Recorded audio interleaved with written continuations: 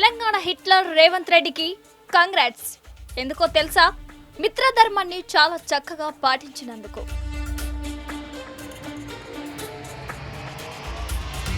ఇప్పటికే మీకు సీన్ అర్థమయ్యే ఉంటుంది కదా?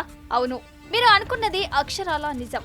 పోక్సో కేసు నిందితుడు కేంద్ర మంత్రి కొడుకు బండి భగీరథ్కు బెయిల్ మంజూరైంది. ఇక్కడ ఆశ్చర్యం ఏమిటి అంటే, రాష్ట్ర హోంమంత్రిగా ఉన్న సీఎం రేవంత్ రెడ్డి ఆధ్వర్యంలోని పోలీసులు, ప్రాసిక్యూటర్లు ఈ బెయిల్ పిటిషన్ను వ్యతిరేకించలేదట. ఇది చాలదా?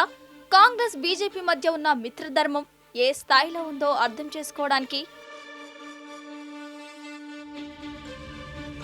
రాజకీయాలు వేరు, చట్టం వేరు.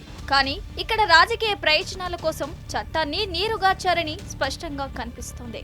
రేవంత్ రెడ్డి తనపై ఉన్న కేసుల నుంచి తప్పించుకునేందుకు భగీరథ్ విషయంలో సాయం చేశారనే అనుమానాలు తెలంగాణ సమాజంలో బలంగా వినిపిస్తున్నాయి.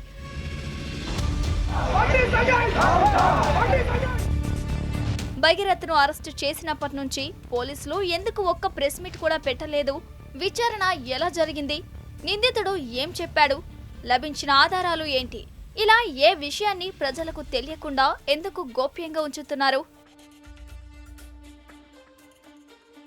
ఒక సామాన్యుడు ఇదే తరహా కేసులో ఉంటే పోలీసులు ఇంతే వేగంగా స్పందిస్తారా?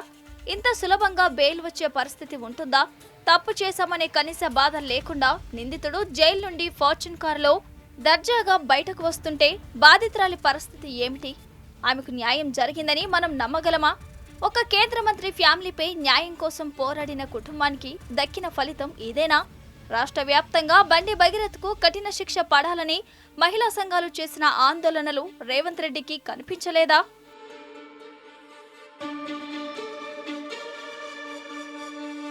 బండి భగీరథ్ లాంటి నేరస్తులను హోంమంత్రి ప్రోత్సహిస్తున్నారని అర్థం చేసుకోవాలా?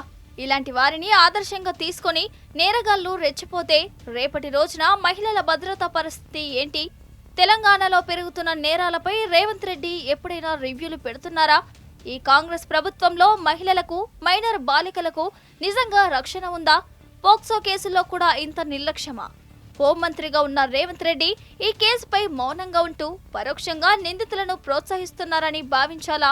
నేరస్తులకు భయం లేకపోతే భవిష్యత్తులో ఇలాంటి ఘటనలు మరింత పెరగవా? మే 8న పేట్ బషీరాబాద్ పిఎస్లో బండి భగీరథ్ పై కేసు నమోదైంది. ఈ కేసులో నాటకీయ పరిణామాల మధ్య రంగంలోకి దిగిన పోలీసులు కూకట్పల్లి డీసీపీ రితురాజ్ పర్యవేక్షణలో 5 ప్రత్యేక బృందాలను ఏర్పాటు చేశారు.